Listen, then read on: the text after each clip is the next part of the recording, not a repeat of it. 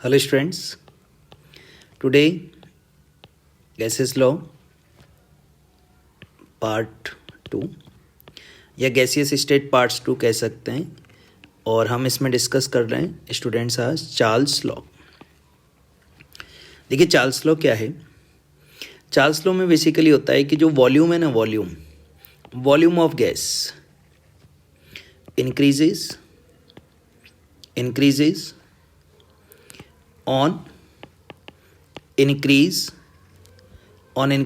temperature और volume decreases on decrease temperature, या आप कह सकते हैं ऑन कूलिंग। कोई दिक्कत नहीं है स्टूडेंट, वो चीज़ क्लियर है। लेकिन कंडीशन होगी sir at fixed mass of gas and at constant pressure.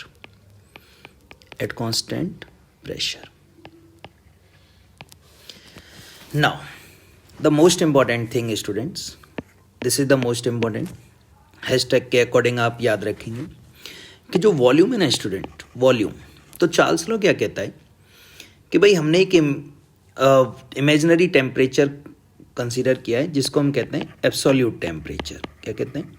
Absolute temperature. और एब्सोल्यूट टेम्परेचर जो है वो होगा 273.15 डिग्री सेंटीग्रेड।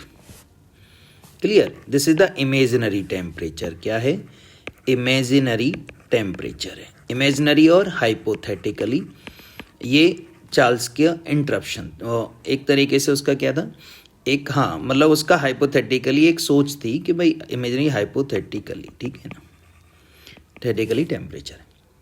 तो वो कहता है कि अगर वॉल्यूम ऑफ गैस इंक्रीज होगी, राइट, इंक्रीज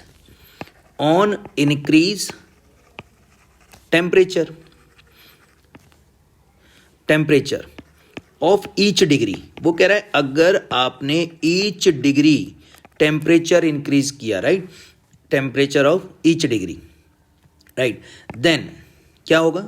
वॉल्यूम इंक्रीज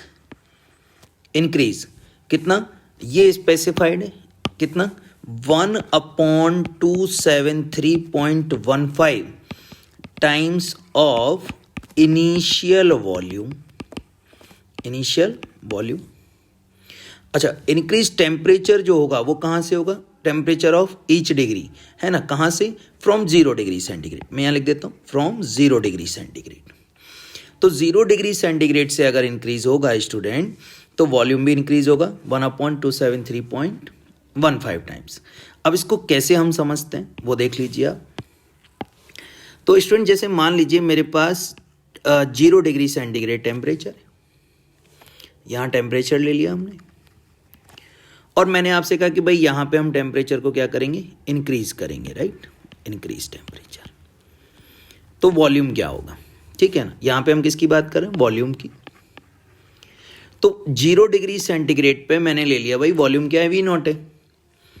अब मैंने कहा यहाँ पर हमने 1 डिग्री सेंटीग्रेड टेम्परेचर कर दिया, तो आप कहेंगे सर अब जो इंक्रीज वॉल्यूम है इट विल इंक्रीज, कितना इंक्रीज होगा?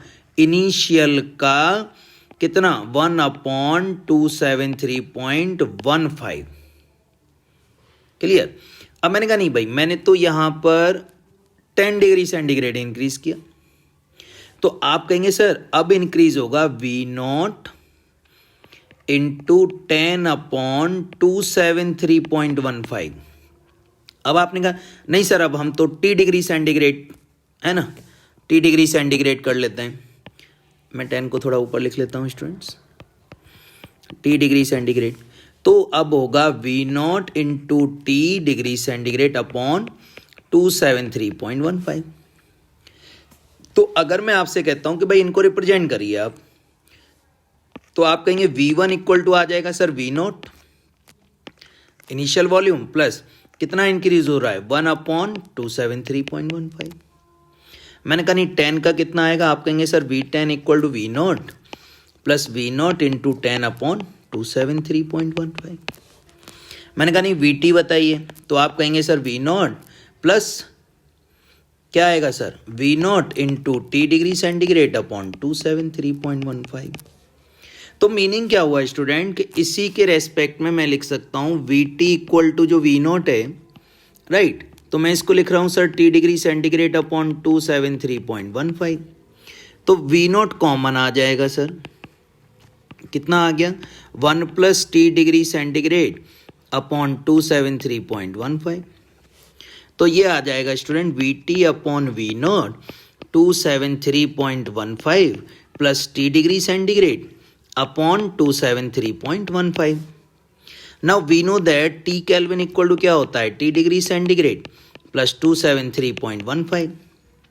तो स्टूडेंट मैं यहाँ पर केल्विन में अगर यूज कर रहा हूँ तो V T upon V naught कितना आ गया, टी टेम्परेचर पर और सर अपॉन में टी नॉट 0 डिग्री सेंटीग्रेड पर। तो मेरा बेसिकली ये रिलेशन आ गया कि V directly proportional to T. अब यहाँ जो टी है सर वो है एब्सोल्यूट टेम्परेचर। तो साइंटिस्ट क्या कह रहे हैं कि volume of gas increases, right, कहाँ से इंक्रीज, मतलब volume of gas increases by increase temperature. लेकिन ये जो टेम्परेचर है ना सर, ये टेम्परेचर है एब्सोल्यूट टेम्परेचर। मतलब मैं यहाँ पे डायरेक्टली कह सकता हूँ स्टूडेंट कि volume of gas is directly proportional to किसके रहेगा, एब्सोल्यूट टेम्परेचर। बट कंडीशन क्या है सर, कंडीशन है at constant pressure and fixed mass, right, fixed mass of gas. Student मैं यहाँ पे सही से लिख देता हूँ, थोड़ा स्पेस कम है, कोई बात नहीं, हम इसको इस तरीके से लिख देते हैं। हाँ, तो volume of gas is directly proportional, ये अलग है स्टेटमेंट, राइट, प्रोपोर्शनल टू किसके, एब्सोल्यूट टेम्परेचर। और अभी मैंने आपको बताया एब्सोल्यूट टेम्परेचर कितना होता है, 0 डिग्री सेंटीग्रेड या फिर -273.15, sorry 0 kelvin, 1 minute, 0 kelvin, right, या -273.5 डिग्री सेंटीग्रेड। तो स्टूडेंट यहाँ आप देख सकते हैं कि ये सिचुएशन रहेगी हमारी चार्ल्स लॉ की। अब ये चीज क्लियर हो गई कि हाँ sir V directly proportional to T होगा, और टी क्या है, एब्सोल्यूट टेम्परेचर, यानी कि ऑलवेज टी को हमें केल्विन में कैलकुलेट करना है स्टूडेंट। तो जब भी आपको डिग्री सेंटीग्रेड में टेम्परेचर दिया जाए then it will converted into kelvin. अब खास बात क्या है स्टूडेंट कि जब मैं इसका ग्राफ प्लॉट कर रहा हूं तो V इक्वल टू के टी, प्रोपोर्शनल हटेगा क्या आएगा, के टी। अब देखिए दो चीजें हैं सर, एक तो ये है कि अगर मैं टेम्परेचर को एब्सोल्यूट ले रहा हूं, राइट, या फिर आप कह सकते हैं केल्विन में ले रहा हूं, तो केल्विन में अगर ले रहा हूं तो सर यहां से जो ग्राफ शुरू होगा वो 0 से शुरू होगा, और अगर मैंने यहां पर डिग्री सेंटीग्रेड में लिया हुआ है तो सर डिग्री सेंटीग्रेड में मेरा ग्राफ शुरू होगा 273.15 से, फिर ये 0, फिर आगे 273.15, जो भी आगे जाएगा, ठीक है ना। क्या मीनिंग हुआ कि अगर केल्विन में टेम्परेचर है तो मेरा ग्राफ आ जाएगा स्ट्रेट लाइन 0 से, लेकिन अगर मेरा डिग्री सेंटीग्रेड में है तो देखिए मेरा ग्राफ शुरू होगा इस पॉइंट से। तो ये आपको ध्यान रखना है कि अगर यहां पर 273 माइनस में, ना माइनस से शुरू होगा, इमेजिनरी टेम्परेचर कंसीडर कर रहे हैं, तो ये दोनों ग्राफ में डिफरेंस है। क्लियर। अब इंपॉर्टेंट क्या है, ये तो ग्राफ है, अब इसका भी एक और ग्राफ के रेस्पेक्ट में, क्योंकि यहां प्रेशर कांस्टेंट है ना, यहां पे हम लिख सकते हैं स्टूडेंट एट कांस्टेंट प्रेशर और फिक्स्ड मास ऑफ गैस, ठीक है ना। ये जो इक्वेशन है वो क्या है, at constant pressure at constant pressure and fixed mass of gas, right? अब इसी ग्राफ को हम और एक्सप्लेन कर लेते हैं थोड़ा सा, क्योंकि वो कंपटीशन आपसे पूछ लेगा। तो इधर वॉल्यूम है, इधर टी है। टी फिर से वही चीज़ है कि कैपिटल टी है कि सर स्मॉल टी है। कैपिटल टी है, दैट मीन्स केल्विन के रेस्पेक्ट में आप ले रहे हो, ठीक है। 0 केल्विन, 273 है ना, ये हम फिर आगे चल सकते हैं, 546 केल्विन। तो मेरा ग्राफ जो शुरू होगा वो कहाँ से होगा? 0 से। सर ये देखिए 0 से शुरू हो रहा है। तो ये मैंने 3 ग्राफ आपके सामने यहाँ बना लिए। 1 मिनट, हाँ ये देखिए, है ना।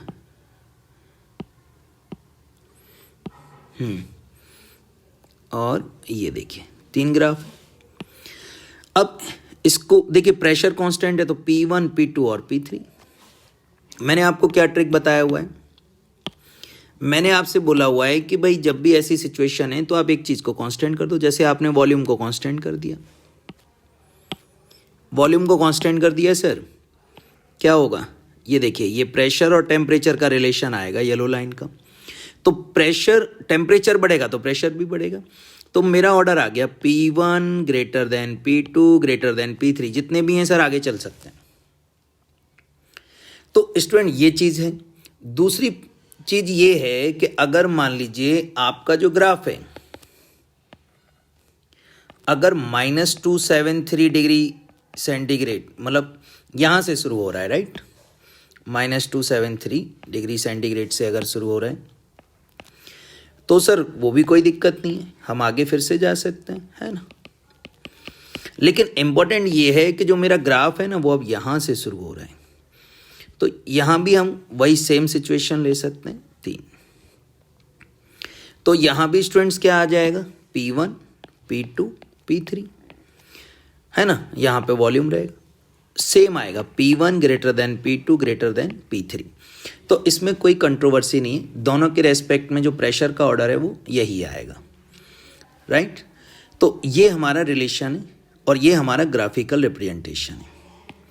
नेक्स्ट मैं एक चीज़ आपको और बता देता हूँ इसमें। जैसे कई बार हम बात करते हैं STP और SATP की। कई स्टूडेंट्स को शायद पता भी ना हो SATP क्या है। तो ये होता है स्टैंडर्ड एम्बिएंट टेम्परेचर प्रेशर। और स्टूडेंट STP आपको पता होना चाहिए, standard temperature and pressure, right. तो बेसिकली यहाँ जो टेम्परेचर है वो होता है 273.15, 273.15, है ना। इसके रेस्पेक्ट में लेते हैं, यानी कि ये सर 0 डिग्री सेंटीग्रेड। और SATP में जो टेम्परेचर होता है वो होता है 298.15 केल्विन और डिग्री सेंटीग्रेड होता है 25। This is the major difference. और जो प्रेशर है ना सर वो तो 1 बार लेते हैं हम, या 1.013 बार, है ना। जैसे कि हमारी बात हुई कि भाई 180 m कितना आ जाता है, 1.013 बार के अकॉर्डिंग स्लाइटली इंक्रीज हो जाता है। प्रेशर यहाँ सेम ही है, कोई डाउट नहीं है, ये सेम ही रहेगा सर। तो ये कई बार हमें कन्फ्यूज़न रहता है, तो इसलिए मैंने यहाँ पे आपको एक्सप्लेन कर दिया कि STP अलग है और SATP अलग है। SATP को आप थर्मोडायनेमिक्स चैप्टर में यूज़ करते हैं, है ना। ये कंडीशन कहाँ यूज़ करते हैं? थर्मोडायनेमिक्स के क्वेश्चंस में, या वहाँ पर हम रिएक्शन के लिए यूज़ करते हैं, राइट। तो ये दोनों ही सिचुएशन है। तो स्टूडेंट्स कमेंट, लाइक और सब्सक्राइब कर लें चैनल को। डेली अपडेट के लिए आप बेल आइकॉन भी हिट कर लें। Okay, thank you.